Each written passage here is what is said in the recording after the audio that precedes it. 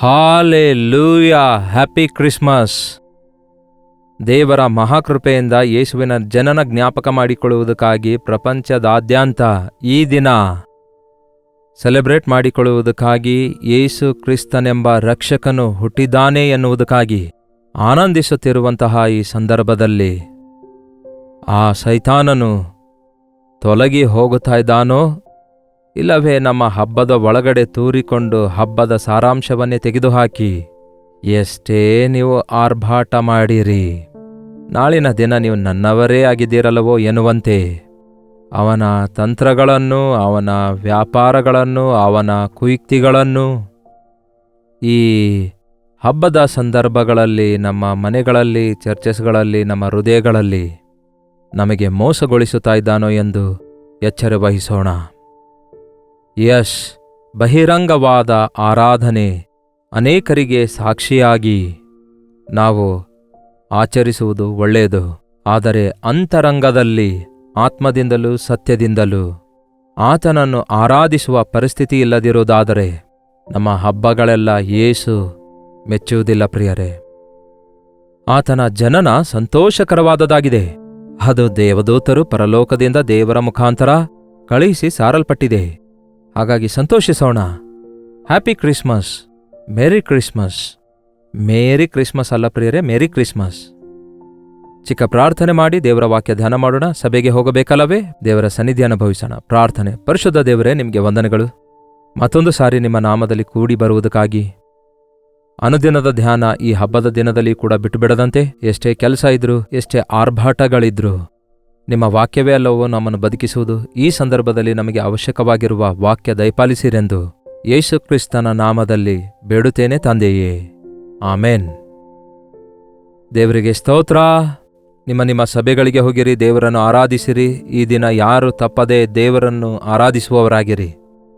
ಕ್ರಿಸ್ಮಸ್ಸಿನ ವಿಶೇಷವಾದ ಆರಾಧನೆಗಳು ಪ್ರತಿಯೊಂದು ಚರ್ಚ್ನಲ್ಲಿ ನಡೆಯುತ್ತಾ ಇರ್ತವೆ. ಹಾಗಾಗಿ ದೇವರು ನಿಮಗೆ ಕೊಟ್ಟ ಚರ್ಚ್ಗಳಿಗೆ ದಯಮಾಡಿ ಹೋಗಿ ದೇವರನ್ನು ಆರಾಧಿಸುವವರಾಗಿರಿ.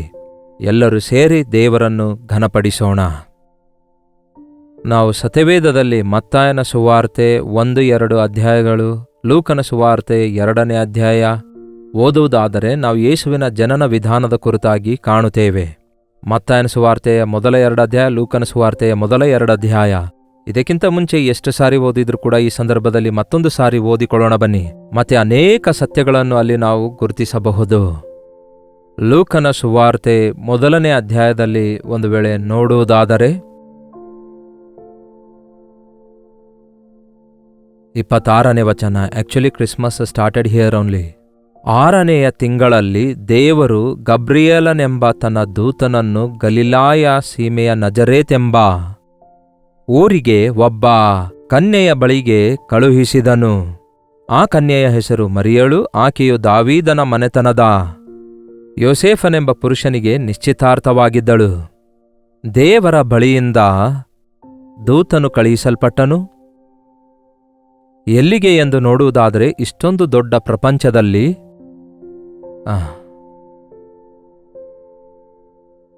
ಚಿಕ್ಕ ಊರಾಗಿತ್ತು ಆ ನಜರೇತು. 700 ಮನೆಗಳಿದ್ವು. ಆ ಕಾಲದಲ್ಲಿ ಅಷ್ಟಿದ್ದಿರ್ಬೋದು ಅಥವಾ ಇದಕ್ಕಿಂತ ಕಡಿಮೆ ಇದ್ದಿರ್ಬೋದು. ಗಲಿಲಾಯ ಪ್ರಾಂತ್ಯ ಎನ್ನುವುದು ಒಂದು ರೂರಲ್ ಏರಿಯಾ. ಅದು ಒಂದು ಹಳ್ಳಿ ಊರಾಗಿತ್ತು. ಗಲಿಲಾಯ ಸಮುದ್ರ ಇರುವುದರಿಂದ ಅಲ್ಲಿ ಅನೇಕ ಬೆಸ್ತರರಿದ್ರು. ಆ ಗಲಿಲಾಯ ಸೀಮೆಯ ನಜರೇತ್ ಎಂಬ ಊರಲ್ಲಿ ಮರಿಯಳೆಂಬುವಳು ಚಿಕ್ಕ ಗೃಹದೊಳಗಿದ್ದಳು. ನೀವಿವತ್ತು ಕೂಡ ನಜರೇತಿಗೆ ಹೋಗುವಾಗ ಅದು ಹೇಗಿದೆ ಎಂದು ನೀವು ನೋಡಬಹುದು. ಆ ಚಿಕ್ಕ ಮನೆಯೊಳಗೆ ಮರಿಯಳು ಪ್ರಾರ್ಥನೆ ಮಾಡುತ್ತಿರುವಾಗ ದೇವದೂತನು ಕಾಣಿಸಿಕೊಂಡು, ದೇವರ ದಯೆ ಹೊಂದಿದವಳೆ, ನಿನಗೆ ಶುಭವಾಗಲಿ, ಕರ್ತನು ನಿನ್ನ ಸಂಗಡ ಇದ್ದಾನೆ, ನೀನು ದೇವರ ದಯೆ ಹೊಂದಿದವಳಾಗಿದ್ದೀರಿ, ದೇವರು ನಿನ್ನ ಸಂಗಡ ಇದ್ದಾರೆ, ನಿನಗೆ ಶುಭವಾಗಲಿ. ಆಕೆಯು ಆ ಮಾತಿಗೆ ತತ್ತರಿಸಿ ಇದೆಂಥ ಆಶೀರ್ವಾದ ಎಂದು ಯೋಚನೆ ಮಾಡುತ್ತಿರಲಾಗಿ, ಎಷ್ಟು ಚೆನ್ನಾಗಿ, ಎಷ್ಟು ಸ್ಪಷ್ಟವಾಗಿಲ್ಲಿದೆ ನೋಡಿ. ಮರಿಯಳೇ, ಹೆದರಬೇಡ, ನಿನಗೆ ದೇವರ ದಯೆ ದೊರಕಿತು. ಇಗೋ, ನೀನು ಗರ್ಭಿಣಿಯಾಗಿ ಒಬ್ಬ ಮಗನನ್ನು ಹೇರುವಿ, ಆತನಿಗೆ ಯೇಸುವೆಂದು ಹೆಸರಿಡಬೇಕು. ನೀನು ದೇವರ ದಯೆ ಹೊಂದಿದಿ, ದೇವರ ಕೃಪೆಯನ್ನು ನೀನು ಹೊಂದಿದಿ. ನೀನು ಆತನ ದಯೆಗೆ ಪಾತ್ರಳಾಗಿದ್ದಿ. ಆತನೇ ನಿನ್ನನ್ನು ಕೋರಿಕೊಂಡಿದ್ದಾರೆ, ನಿನ್ನನ್ನು ಪ್ರೀತಿಸ್ತಿದ್ದಾರೆ. ಆತನು ಹೇಳ್ತಾನೆ, ನೀನು ಗರ್ಭಿಣಿಯಾಗುವಿ, ಒಬ್ಬ ಮಗನನ್ನು ಹೇರುವಿ. ಆಗ ಅವಳು ಗಾಬರಿಯಾಗಿ, ನಾನು ಪುರುಷನನ್ನು ಅರಿಯಲಿಲ್ವಲ್ಲ, ಪುರುಷನಿಗೆ ಮುಟ್ಟಲಿಲ್ವಲ್ಲ, ಕನ್ಯೆಯಾಗಿದ್ದೇನಲ್ಲವೇ? ಅಲ್ಲಿಯೇ ಬರೆಯಲಾಗಿದೆ ಆಕೆ ಕನ್ಯೆ ಎಂಬುದಾಗಿ. ಆಕೆ ಒಬ್ಬ ಸ್ತ್ರೀಯಂತ ಅಲ್ಲಿಲ್ಲ, ಆಕೆ ಕನ್ಯೆಯಾಗಿದ್ದಳು, ಪುರುಷನನ್ನು ಅರಿಯದಿರುವ, ಪುರುಷನನ್ನು ಮುಟ್ಟದಿರುವ, ಪುರುಷ ಸಂಪರ್ಕ ಅರಿಯದೇ ಇರುವ ಒಬ್ಬ ಪರಿಶುದ್ಧಳಾಗಿದ್ದಳು. ಅಂತಹ ದೀನಳನ್ನು, ಅಂತಹ ಪ್ರಾರ್ಥನಾ ವೀರಳನ್ನು, ಪರಿಶುದ್ಧಳನ್ನು ದೇವರು ಆರಿಸಿಕೊಳ್ತಾರೆ ಈ ಲೋಕಕ್ಕೆ ಆತನು ಬರುವುದಕ್ಕಾಗಿ. ನೀನು ಗರ್ಭಿಣಿಯಾಗುವಿ ಅಂದಾಗ ಇದು ಹೇಗೆ ಸಾಧ್ಯ ಅಂದಾಗ ಇಲ್ಲಿ ವಾಕ್ಯ ಹೇಳುತ್ತೆ, ಯೇಸುಕ್ರಿಸ್ತನು ದೇವರಾಗಿದ್ದಾರೋ ದೇವಕುಮಾರನಾಗಿದ್ದಾರೋ ಎಂದು ಬಹಳಷ್ಟು ಜನ ಅನೇಕ ಸಾರಿ ಕೇಳ್ತಾರೆ. ಆದರೆ ಆತನು ತಂದೆ, ಮಗ, ಪರಿಶುದ್ಧಾತ್ಮ ಏಕವಾಗಿದ್ದಾರೆ ಎಂಬುದು ಆದಿಕಾಂಡ 1ನೇ ಅಧ್ಯಾಯ 26ನೇ ವಚನದಲ್ಲಿ, ಮನುಷ್ಯನನ್ನು ನಮ್ಮ ಸ್ವರೂಪದಲ್ಲಿ ನಮ್ಮ ಆಕಾರದಲ್ಲಿ ಉಂಟು ಮಾಡೋಣ ಅಂದಾಗಲೇ ತಂದೆ, ಮಗ, ಪರಿಶುದ್ಧಾತ್ಮ ತ್ರೇಕ ದೇವರು ಒಂದಾಗಿದ್ರು. ಗಾಬ್ರಿಯಲ ದೂತನು ದೇವರ ಬಳಿಯಿಂದ ಬಂದಾಗಲೇ ಈ ವಿಷಯ ವ್ಯಕ್ತಪಡಿಸಲ್ಪಟ್ಟಿತೆಂದು ನಾವು ಇಲ್ಲಿ ನೋಡುವವರಾಗಿದ್ದೇವೆ. ಕಾರಣ, ಆ ದೂತನು ಹೇಳಿರುವ ಮಾತೇನೆಂದರೆ, ಆತನು ಮಹಾಪುರುಷನಾಗಿ ಪರತ್ಪರನ ಕುಮಾರನೆನಿಸಿಕೊಳ್ಳುವನು. ಇದಲ್ಲದೆ ದೇವರಾಗಿರುವ ಕರ್ತನು ಆತನ ಮೂಲಪಿತನಾದ ದಾವೀದನ ಸಿಂಹಾಸನವನ್ನು ಆತನಿಗೆ ಕೊಡುವನು. ಆತನು ಯಾಕೋಬನ ವಂಶವನ್ನು ಸದಾಕಾಲಕ್ಕೆ ಆಳುವನು, ಆತನ ರಾಜ್ಯಕ್ಕೆ ಅಂತ್ಯವೇ ಇಲ್ಲ ಎಂದು ಹೇಳಿದನು. ಅಲ್ಲಿ ನೋಡ್ತೇವೆ, ದೇವರ ಸರ್ವೋನ್ನತನ ಮಗನೆನಿಸಿಕೊಳ್ಳುವನು. ಆ ಹುಟ್ಟುವಂತಹ ಮಗು ಅಂದರೆ ಪರಾತ್ಪರನಾದ ದೇವರ ಕುಮಾರನೆನಿಸಿಕೊಳ್ಳುವನು.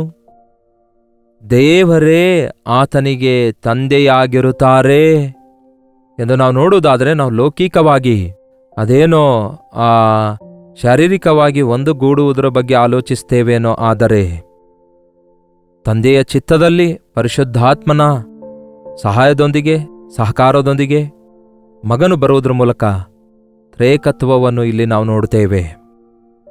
ನಿಮಗೆ ಹೆಚ್ಚು ಥಿಯಾಲಜಿ ಹೇಳಿ ಕಳವಳಗೊಳಿಸುವುದಿಲ್ಲ, ನಂಬಿರಿ. ನಂಬುವವರಿಗೆ ಇದರ ವಿವರಣೆ ಬೇಕಾಗಿಲ್ಲ, ನಂಬದೇವರಿಗೆ ಎಷ್ಟು ಹೇಳಿದ್ರೂ ಅರ್ಥ ಆಗಲ್ಲ. ಒಂದೇ ಪ್ರಿಯರೇ, ಯೇಸು ಕ್ರಿಸ್ತನು ಸಾಮಾನ್ಯ ದೇವರಲ್ಲ, ಆತನು ದೇವರ ಕುಮಾರನು, ದೇವರ ಮಗನೂ ಆಗಿದ್ದಾನೆ. ಆತನು ಪರಿಪೂರ್ಣ ಮಾನವನಾಗಿ ಲೋಕದಲ್ಲಿ ಜೀವಿಸಿದ್ದು ವಾಸ್ತವವೇ. ಆದರೆ ಪರಲೋಕ ಮಹಿಮೆಯನ್ನು ಬಿಟ್ಟು ಬಂದಿದ್ದಾರೆ. ಪಾಪಿಗಳಾದ ನಮ್ಮ ಪಾಪಗಳನ್ನು ಪರಿಹಾರ ಮಾಡುವುದಕ್ಕಾಗಿಯೇ ಆತನು ರಕ್ತಮಾಂಸ ಧರಿಸಿ ನಮ್ಮಂತೆ ಮಾನವನಾಗಿ ಬಂದನು. ಈ ವಿಷಯವನ್ನು ಇಲ್ಲಿ ಮರಿಯಳಿಗೆ ಹೇಳಿದಾಗ ಮರಿಯಳು ಹೇಳ್ತಾಳೆ, ನಿನ್ನ ಮಾತಿನಂತೆಯೇ ನನಗೆ ಆಗಲಿ. ಹಾಗೆಯೇ ಯೋಸೇಫನು ಕೂಡ ನಾನಾಕೆಗೆ ಮುಟ್ಟಲಿಲ್ಲ, ಇದು ಹೇಗೆ ಸಾಧ್ಯ ಅಂದಾಗ, ಇದು ದೇವರ ಕಾರ್ಯವಾಗಿದೆ ಎಂದು ಹೇಳಿದಾಗ ನಂಬಿಕೆಯಿಂದ ಆಕೆಯನ್ನು ಸೇರಿಸಿಕೊಂಡ. ಹಾಗೆಯೇ ಅದೇ ಸಮಯದಲ್ಲಿ ಮೊಟ್ಟಮೊದಲ ಜನಗಣತೆ ಅಂದರೆ ಸರ್ವಲೋಕ ಖಾನೇಶುಮಾರಿ ಬರಿಸಿಕೊಳ್ಳಲ್ಪಡುತ್ತಿರುವಾಗ, ಎಲ್ಲರೂ ತಮ್ಮ ತಮ್ಮ ಊರಿಗೆ ಹೋಗಬೇಕೆಂದಿರುವಾಗ, ತುಂಬು ಗರ್ಭಿಣಿಯಾಗಿರುವ ಮರಿಯಳನ್ನು ಕರೆದುಕೊಂಡು ಯೋಸೇಫನು ಈ ದಿನದ ಅಳತೆಯ ಮೇರೆಗೆ 150 ಕಿಲೋಮೀಟರ್, ಮೇ ಬಿ ಆ ಕಾಲದಲ್ಲಿ ಶಾರ್ಟ್ಕಟ್ 90 ಕಿಲೋಮೀಟರ್ಸ್ ಇದ್ದಿರಬಹುದು, ಅಷ್ಟು ದೂರ ಆ ಬೆತ್ಲೆಹೇಮಿಗೆ ಹೋಗುತ್ತಾರೆ. ಯಾಕೆ? ಇಷ್ಟೊಂದು ದೊಡ್ಡ ಪ್ರಪಂಚದಲ್ಲಿ ಆತನು ನಜರೇತಲ್ಲೇ ಹುಟ್ಟಬಹುದಲ್ಲವೇ? ಇಲ್ಲವೇ ಪಕ್ಕದಲ್ಲಿರುವ ಯೆರೂಸಲೇಮ್ ಪಟ್ಟಣದಲ್ಲಿ ಹುಟ್ಟಬೇಕಿತ್ತಲ್ಲವೇ? ಯೇಸುಕ್ರಿಸ್ತನು ಈ ಲೋಕಕ್ಕೆ ಬರಬೇಕಾದಾಗ ಹೋಗಿ ಹೋಗಿ ಯಾಕೆ ಆ ಬೆತ್ಲೆಹೇಮನ್ನೇ ಆರಿಸಿಕೊಂಡ್ರು? ಬೆತ್ಲೆಹೇಮ್ ಅಂದರೆ ರೊಟ್ಟಿಯ ಮನೆ ಎಂದರ್ಥ. ನಾನೇ ಜೀವ ಆಹಾರ ಎಂದು ಯೇಸು ಹೇಳಿದ ಮಾತು ನೆರವೇರಿದ ಸ್ಥಳ ಅದು. ರಾಹೇಲಳು ತನ್ನ ಮಕ್ಕಳಿಗೋಸ್ಕರ ಅತ್ತು ಯೋಸೇಫನನ್ನು ಹಡಿಯುತ್ತಾಳೆ. ಈ ಬೆತ್ಲೆಹೇಮ್ ಎಂಬ ಪ್ರಾಂತ್ಯದ ಹತ್ತಿರಕ್ಕೆ ಬರೋಷ್ಟೊತ್ತಿಗೆ ಅವಳು ಮತ್ತೊಂದು ಸಾರಿ ಪ್ರಸವ ವೇದನೆಗೊಳಗಾಗಿ, ಆ ಮಗನನ್ನು ಹಡಿಯುವಾಗ ಪ್ರಸವ ವೇದನೆಗೆ ಒಳಗಾಗಿ ಬೆತ್ಲೆಹೇಮಿಗೆ ಬಂದಾಗ ಆಕೆ ಸಾಯುತ್ತಾಳೆ. ಮಗುವನ್ನು ಹೆತ್ತು ಸಾಯುತ್ತಾಳೆ. ನಿನಗೊಂದು ಮಗು ಹುಟ್ಟಿದೆ, ಗಂಡ್ಮಗು ಹುಟ್ಟಿದೆ ಅಂದಾಗ ಆಕೆ ಬದುಕಿರಲಿಲ್ಲ. ಒಮ್ಮೆ ನೋಡೋಣ ಬನ್ನಿ, ವಾಕ್ಯದಲ್ಲಿ ದೇವರು ಹೇಗೆ ಶಾಸ್ತ್ರದ ಪ್ರಕಾರ ಈ ಲೋಕಕ್ಕೆ ಆತನು ಬಂದನೆಂದು ನೋಡ್ತೇವೆ. ಏನೋ ಅಕಸ್ಮಾತ್ ಆಗಿ ಆತನು ಈ ಲೋಕಕ್ಕೆ ಬರಲಿಲ್ಲ. ಸತ್ಯವೇದದಲ್ಲಿ ನೀವು ಓದೋದಾದರೆ ಆದಿಕಾಂಡ 35ನೇ ಅಧ್ಯಾಯ 16ನೇ ವಚನ. ಅವರು ಬೇತೇಲಿನಿಂದ ಪ್ರಯಾಣ ಮಾಡುತ್ತಿರಲು ಎಫ್ರಾತೂರಿಗೆ ಸೇರುವುದಕ್ಕೆ ಸ್ವಲ್ಪ ದೂರವಿದ್ದಾಗ ರಾಹೇಲಳಿಗೆ ಹೆರಿಗೆ ಕಾಲ ಬಂತು. ಆಕೆ ಹೆರಿಗೆಯ ಬೇನೆಯಿಂದ ಬಹು ಕಷ್ಟಪಡುತ್ತಿರುವಾಗ ಸುಲಗಿತ್ತಿಯು ಆಕೆಗೆ, ಅಂಜಬೇಡ, ಇನ್ನೊಂದು ಗಂಡು ಮಗುವು ಹುಟ್ಟುವುದಲ್ಲ ಎಂದು ಹೇಳಿದಳು. ಆದರೆ ರಾಹೇಲಳು ಸತ್ತು ಹೋದಳು. ಪ್ರಾಣ ಹೋಗುತ್ತಿರುವಾಗ ಆಕೆಯು ಆ ಮಗುವಿಗೆ ಬೆನೋನಿ ಎಂದು ಹೆಸರಿಟ್ಟಳು. ಆದರೆ ಅದರ ತಂದೆಯು ಅದಕ್ಕೆ ಬೆನ್ಯಾಮೀನ್ ಎಂದು ಹೆಸರಿಟ್ಟನು. ಹಾಗೆ ರಾಹೇಲಳು ಮೃತುಪಟ್ಟಳು. ಬೆತ್ಲೆಹೇಮ್ ಎಂಬ ಎಫ್ರಾತಿಗೆ ಹೋಗುವ ದಾರಿಯಲ್ಲಿ ಆಕೆಗೆ ಆ ಬೆತ್ಲೆಹೇಮ್ ಎಂಬ ಊರಲ್ಲಿ ಸಮಾಧಿ ಮಾಡಿದರು. ದೇವರು ಸಹಾಯ ಮಾಡಿರುವ, ದೇವರು ವಾಗ್ದಾನ ಮಾಡಿರುವ, ದೇವರು ಆ ಕಣ್ಣೀರಿನ ಪ್ರಾರ್ಥನೆಗೆ ಉತ್ತರ ಕೊಟ್ಟ ಸ್ಥಳ ಬೆತ್ಲೆಹೇಮ್ ಆಗಿತ್ತು. ಹೆಚ್ಚು ಕಡಿಮೆ 41 ಸಾರಿ ಬೆತ್ಲೆಹೇಮನ ಕುರಿತಾಗಿ ಸತ್ಯವೇದದಲ್ಲಿ ಪ್ರಸ್ತಾವಿಸಲ್ಪಟ್ಟಿದೆ. ಬೆತ್ಲೆಹೇಮಿನ ಕುರಿತಾಗಿ ಪ್ರವಾದಿಸಲ್ಪಟ್ಟಿದೆ. ಬೆತ್ಲೆಹೇಮಿಗೆ ಮೆಸ್ಸಯ್ಯನು ಬರುತ್ತಾನೆ, ಲೋಕರಕ್ಷಕನು ಬರುತ್ತಾನೆ, ಜೀವಾಧಿಕಾರಿ ಬರುತ್ತಾನೆ ಎಂಬುದು ನೆರವೇರಲ್ಪಟ್ಟಿತು. ರೂತಳು ಆ ಸ್ಥಳಕ್ಕೆ ಹೋದಾಗ ಆಶೀರ್ವದಿಸಲ್ಪಡ್ತಾಳೆ. ಆ ರೂತಳ ವಂಶದೊಳಗಿಂದ ದಾವೀದನು ಬರುತ್ತಾನೆ. ಆ ದಾವೀದನ ಊರಾಗಿ ಬೆತ್ಲೆಹೇಮ್ ಕರೆಯಲ್ಪಟ್ಟಿತು. ಆ ದಾವೀದನ ಊರಿನಿಂದಲೇ ರಕ್ಷಕನು ಬರಬೇಕೆಂಬ ಮಾತು ಅಕ್ಷರಶಃ ನೆರವೇರುವುದಕ್ಕಾಗಿ ದೇವರ ಉನ್ನತವಾದ ಪ್ರಣಾಳಿಕೆಯ ಮೇರೆಗೆ ಕರ್ತನು ಆ ದಿನ ಅಬ್ರಹಾಮನಿಗೆ ಮಾಡಿದ ವಾಗ್ದಾನದ ನೆರವೇರುವಿಕೆಯಾಗಿ ಶಾಶ್ವತ ಕಾಲದ ರಾಜ್ಯ ಸ್ಥಾಪಿಸುವುದಕ್ಕಾಗಿ ಆತನು ಬಂದಿದ್ದಾನೆ. ಆತನ ರಾಜ್ಯವು ಶಾಶ್ವತವಾಗಿರುವುದು ಎಂದು ಹೇಳಲಾಗಿದೆ.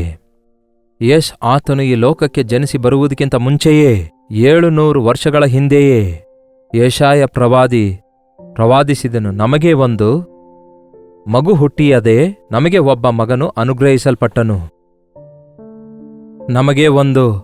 ನಮಗೋಸ್ಕರ ಹುಟ್ಟಿಯದೆ, ನಮಗೆ ಅಂದರೆ ಯೇಸುಕ್ರಿಸ್ತನು ಎಲ್ಲರಿಗೂ ದೇವರಾಗಿದ್ದಾರೆ.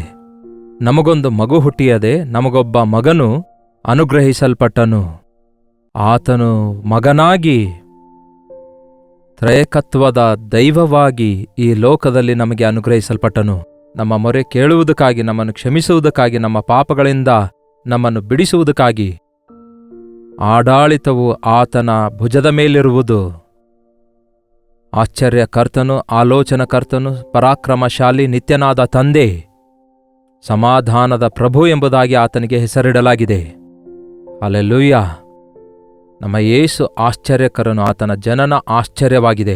ಅಷ್ಟೇ ಅಲ್ಲ, ಆತನು ಮಾಡಿರುವ ಕಾರ್ಯಗಳು ಆಶ್ಚರ್ಯವಾಗಿವೆ. ಆತನು ಮಾತಾಡಿದಂತೆ ಬೇರೆ ಯಾರೂ ಮಾತಾಡಲಿಲ್ಲ. ಆತನು ಪ್ರತಿಯೊಂದೊಂದು ಆಶ್ಚರ್ಯಕರವಾಗಿ ಅತ್ಯುನ್ನತವಾದ ಅದ್ಭುತ ಮಹತ್ಕಾರ್ಯಗಳನ್ನು ಮಾಡುವ ಆತನಾಗಿದ್ದಾನೆ. ಈ ದಿನಕ್ಕೂ ಕೂಡ ಆತನನ್ನು ನಂಬಿದವರು ಅದ್ಭುತಗಳನ್ನು ತಮ್ಮ ಜೀವಿತದಲ್ಲಿ ಅನುಭವಿಸುತ್ತಲೇ ಇದ್ದಾರೆ. ಆತನು ಆಶ್ಚರ್ಯ ಆಲೋಚನಕರ್ತನು. ನಾವು ಎಲ್ಲೆಲ್ಲೋ ಹೋಗಿ ಯಾರ್ಯಾರಿಗೋ ಏನೇನೋ ಕೇಳ್ತೇವೆ, ಆದರೆ ನಿಮ್ಮನ್ನು ಅರ್ಥ ಮಾಡಿಕೊಂಡು ಆಲೋಚನೆ ಹೇಳುವ ಆತನು, ನಿಮ್ಮ ಮೊರೆ ಕೇಳುವ ಆತನು ಯೇಸು ಆಗಿದ್ದಾರೆ. ಎಲ್ಲೋ ಹುಟ್ಟಿರುವ ಬಾಲಕನಲ್ಲ, ಆತನು ಸರ್ವಾಧಿಕಾರಿಯಾಗಿರುವ ಕ್ರಿಸ್ತನು ಸಜೀವವಾಗಿದ್ದಾನೆ. ನಮ್ಮ ಪ್ರಾರ್ಥನೆ ಕೇಳುವಾತನಾಗಿದ್ದಾನೆ. ನಮ್ಮ ಮೊರೆಯನ್ನು ಲಾಲಿಸುವಾತನು, ನಾವು ಹೋಗುವ ಮಾರ್ಗವನ್ನು ತಿಳಿಯಪಡಿಸುವಾತನಾಗಿದ್ದಾನೆ. ಆತನು ಪರಾಕ್ರಮಶಾಲಿ. ನನಗಿದು ಸಾಧ್ಯವಿಲ್ಲವೆಂದು ಹೇಳುವ ಕಾರ್ಯ ಒಂದೂ ಇಲ್ಲ ಆತನಿಗೆ. ಮನುಷ್ಯರಿಗೆ ಅಸಾಧ್ಯ, ಆದರೆ ದೇವರಿಗೆ ಸಮಸ್ತವೂ ಸಾಧ್ಯವಾಗಿದೆ. ಯೇಸುವಿನ ನಾಮದಲ್ಲಿ ಪ್ರಾರ್ಥಿಸುವಾಗ ಈ ದಿನ ಅದ್ಭುತ ಮಹತ್ಕಾರ್ಯಗಳು ನಡೆಯುತ್ತಲೇ ಇವೆ. ನಂಬಿರಿ. ಈ ಕ್ರಿಸ್ಮಸ್ ಎಂಬ ಸಂದರ್ಭದಲ್ಲಿ ದೇವರು ನಿಮ್ಮ ಜೀವಿತದಲ್ಲಿ ಇನ್ನೂ ಯಾವ ಆಶ್ಚರ್ಯಕಾರ್ಯ ಮಾಡಿಲ್ಲವೆಂದರೆ ನೀವು ಕೇಳದೇ ಇರುವುದರಿಂದ ಅಥವಾ ನಂಬದೇ ಇರುವುದರಿಂದ. ಆತನು ಆಶ್ಚರ್ಯಕಾರ್ಯ ಮಾಡ್ತಾನೆ, ಬಲವಾದ ಕಾರ್ಯಗಳನ್ನು ಮಾಡ್ತಾನೆ. ನಿಮ್ಮ ಜೀವಿತದಲ್ಲಿ ಎಷ್ಟೋ ಆಟಂಕಗಳು, ಅಭ್ಯಂತರಗಳು ಇದ್ದಿರಬಹುದು. ಈ ದಿನವೇ ಅವುಗಳಿಂದ ದೇವರು ನಿಮ್ಮನ್ನು ಬಿಡಿಸುವುದಾದರೆ ಅದೇ ನಿಮ್ಮ ನಿಜವಾದ ಹಬ್ಬ. ಯಾವನ ಪಾಪವು ಕ್ಷಮಿಸಲ್ಪಟ್ಟಿವೆಯೋ ಅವನೇ ಧನ್ಯನು. ಅದೇ ನಿಜವಾದ ಸಂತೋಷ. ನಮ್ಮ ಪಾಪಗಳನ್ನು ಕ್ಷಮಿಸಲು ಯೇಸು ಈ ಲೋಕಕ್ಕೆ ಬಂದಿದ್ದಾರೆ. ಆತನು ನಿತ್ಯನಾದ ತಂದೆ. ಮುಪ್ಪಿನವರೆಗೂ ನಮ್ಮನ್ನು ಎತ್ತುಕೊಳ್ಳುವ ಆತನಾಗಿದ್ದಾನೆ. ನಿಮ್ಮನ್ನು ಬಿಡುವುದಿಲ್ಲ, ತೊರೆದು ಬಿಡುವುದಿಲ್ಲ ಅಂದಿದ್ದಾನೆ. ಯೇಸು ದೇವಕುಮಾರನಾಗಿ ಬಂದು ಮರಣ ಹೊಂದಿ ತಿರುಗಿ ಎದ್ದು ಸಜೀವನಾಗಿ ಪುನರುತ್ಥಾನನಾಗಿ ತಂದೆಯ ಬಲಪಾರ್ಶ್ವದಲ್ಲಿ ಕೂತುಕೊಂಡು ನಮಗೋಸ್ಕರ ಈ ದಿನ ವಿಜ್ಞಾಪನೆ ಮಾಡುವ ದೇವರಾಗಿದ್ದಾರೆ. ತಂದೆಯಂತೆ ತಾಯಿಯಂತೆ ನಮ್ಮನ್ನು ಪ್ರೀತಿಸುವುದಕ್ಕಾಗಿ ಕಾಪಾಡುವುದಕ್ಕೆ ಆಸೆಯುಳ್ಳ ಆತನಾಗಿದ್ದಾನೆ. ಹೆತ್ತ ತಾಯಿ ನಿಮ್ಮನ್ನು ಮರೆತಾಳು, ನಾನು ನಿಮ್ಮನ್ನು ಮರೆಯುವುದಿಲ್ಲ ಅಂದಿದ್ದಾರೆ. ಏನಂದುಕೊಳ್ತಾ ಇದ್ರಿ? ಯೇಸು ಕ್ರಿಸ್ತ ಅಂದ್ರೆ ಆತನೇ ಸಮಾಧಾನಕ್ಕೆ ಕರ್ತ. ಸಮಾಧಾನಕ್ಕಾಗಿ ಪ್ರಪಂಚದಲ್ಲಿ ಈ ಮೂಲೆಯಿಂದ ಆ ಮೂಲೆಗೆ ನೀವು ತಿರುಗಾಡ್ಬೋದು, ಎಲ್ಲಿಯೂ ದೊರಕದೇ ಇರ್ಬೋದೇನೋ. ಆದರೆ ಯೇಸುವಿನ ಪಾದಗಳ ಬಳಿಯಲ್ಲಿ ಆ ಸಮಾಧಾನ ನಮಗೆ ದೊರಕುತ್ತದೆ. ಪಾಪದಿಂದ ಕ್ಷಮಿಸಲ್ಪಟ್ಟಾಗ ಕಳವಳಗಳಿಂದ ನಾವು ಬಿಡುಗಡೆ ಹೊಂದುತ್ತೇವೆ. ಭವಿಷ್ಯದಿಂದಲೂ ಭವಿಷ್ಯದ ಭಯದಿಂದಲೂ ನಾವು ತಪ್ಪಿಸಲ್ಪಡುತ್ತೇವೆ. ಆರ್ಥಿಕ ತೊಂದರೆಗಳು ಕೊರತೆಗಳು ಉಂಟಾಗ್ತವೆ ಎಂಬ ದಿಗುಲಿನಿಂದ ನಾವು ತಪ್ಪಿಸಲ್ಪಡುತ್ತೇವೆ. ಹಾಗಾಗಿ ಇನ್ನು ನಮಗೆ ಹೋರಾಟಗಳೇನಿವೆ? ಯಾವನ ಮನಸ್ಸು ನಿನ್ನ ಮೇಲೆ ಆತುಕೊಂಡಿರುವುದೋ ಅವನನ್ನು ಪೂರ್ಣ ಶಾಂತನಾಗಿ ಮಾಡುವೆನು ಎಂದು ದೇವರು ಹೇಳ್ತಾರೆ. ಹಾಗಾಗಿ ಯೇಸು ಕ್ರಿಸ್ತನು ಆ ದಿನ ಎಲ್ಲೋ ಒಂದು ಕಡೆ ಬೆತ್ಲೆಹೇಮಿನಲ್ಲಿ ಅಲ್ಲ, ಇವತ್ತಿಗೂ ಅಂದರೆ ನಿನ್ನೆ ಇದ್ದ ಹಾಗೆ ಈ ಹೊತ್ತು ನಿತ್ಯ ನಿರಂತರಕ್ಕೂ ಒಂದೇ ರೀತಿಯಾಗಿರುವ ದೇವರು ಆತ್ಮಸ್ವರೂಪಿಯಾಗಿ ಎಲ್ಲಿ 2-3 ಆತನ ನಾಮದಲ್ಲಿ ಕೂಡಿ ಬರುತ್ತಾರೋ ಅಲ್ಲಿ ಆತನಿದ್ದಾನೆ. ಈ ದಿನ ಆತನು ನಿಮ್ಮ ಹೃದಯವನ್ನು ಕೋರಿಕೊಳ್ತಿದ್ದಾನೆ. ಈಗೋ ಹೃದಯವೆಂಬ ಬಾಗಿಲ ಬಳಿಯಲ್ಲಿ ನಿಂತು ನಾನು ತಟ್ಟುತ್ತಾ ಇದ್ದೇನೆ, ಯಾವನಾದರೂ ಬಾಗಿಲು ತೆರೆಯುವುದಾದರೆ ನಾನು ಒಳಗೆ ಬರ್ತೇನೆ ಅನ್ನುತ್ತಾರೆ ದೇವರು. ಈ ದಿನ ನಿಮ್ಮ ಹೃದಯದೊಳಗೆ ಆತನು ಬರಲು ಆಶಿಸುತ್ತಿದ್ದಾನೆ. ಆ ದಿನ ಮರಿಯಳ ಗರ್ಭ ಕೋರಿಕೊಂಡಿದ್ರು, ಈ ದಿನ ನಮ್ಮ ಹೃದಯ ಕೋರಿಕೊಳ್ತಿದ್ದಾರೆ. ಆ ದಿನ ಒಂದು ಗರ್ಭ ಸಾಕಾಗಿತ್ತು ಶರೀರಧಾರಿಯಾಗಿ ಬರುವುದಕ್ಕಾಗಿ, ಆದರೆ ಈ ದಿನ ಆತ್ಮಸ್ವರೂಪಿಯಾದ ದೇವರು ಒಂದೇ ಸಾರಿ ಒಂದೇ ಸಮಯದಲ್ಲಿ ಎಲ್ಲರೊಂದಿಗೆ ಎಲ್ಲರ ಹೃದಯಗಳಲ್ಲಿ ಇರಬಲ್ಲಾತನಾಗಿದ್ದಾನೆ. ಆಕಾಶ ನನ್ನ ಸಿಂಹಾಸನ, ಭೂಮಿ ನನ್ನ ಪಾದಪೀಠ ಆಗಿದೆ ಎಂದ ದೇವರಾಗಿದ್ದಾರೆ. ಪಾದಪೀಠವಾಗಿರುವ ಭೂಮಿಯ ಮೇಲಿನ ಮನುಷ್ಯರ ಹೃದಯದೊಳಗೆ ಇರುವುದು ಅಸಾಧ್ಯವಾದದಲ್ಲ. ಜೀವಸ್ವರೂಪನಾದ ದೇವರು ಸಜೀವವಾಗಿದ್ದಾನೆ. ಇನ್ಮೇಲೆ ಆತನು ಬಾಲಕನು ಅಲ್ಲ.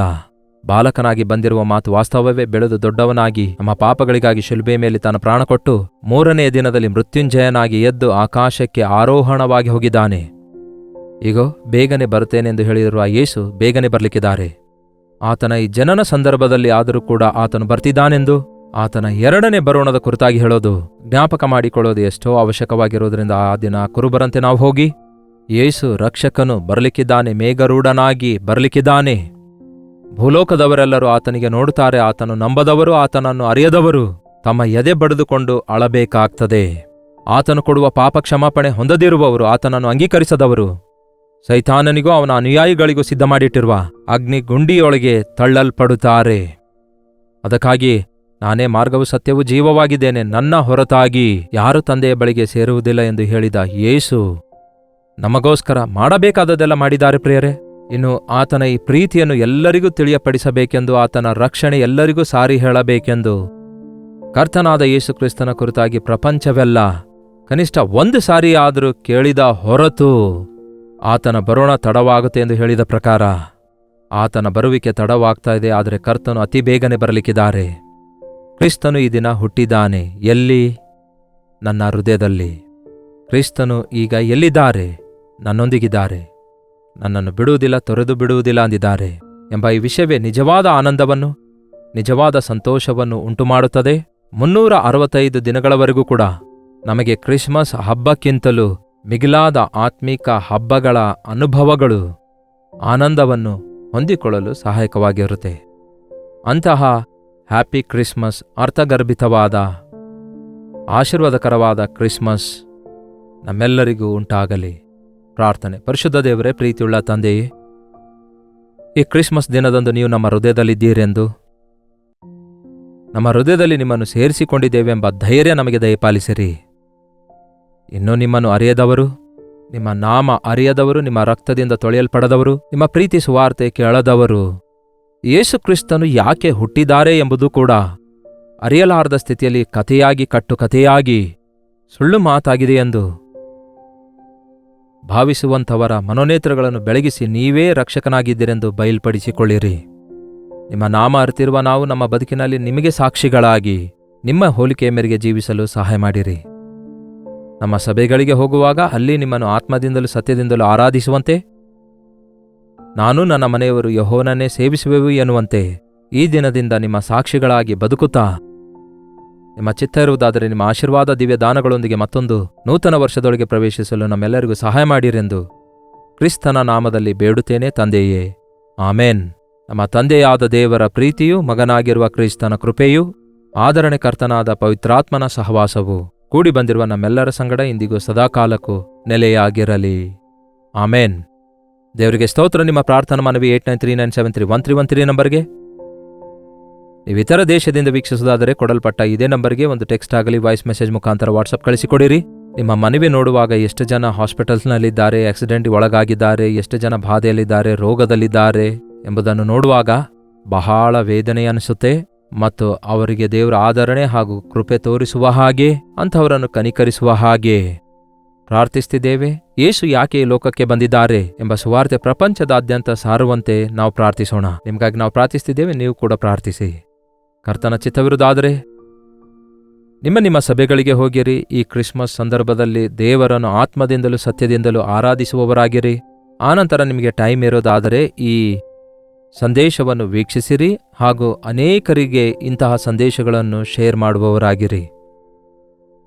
ಕರ್ತನ ಚಿತ್ತವಿರುವುದಾದರೆ ಯಥಾಪ್ರಕಾರ ಮತ್ತೆ ನಾಳೆ ಇದೇ ಅನುದಿನದ ಧ್ಯಾನ ಎಂಬ ಕಾರ್ಯಕ್ರಮದಲ್ಲಿ ಮತ್ತೆ ಭೇಟಿಯಾಗೋಣ. ಅಲ್ಲಿವರೆಗೂ ದೇವರ ಮಹಾಕೃಪೆ ನಿಮ್ಮೆಲ್ಲರೊಂದಿಗಿರಲಿ.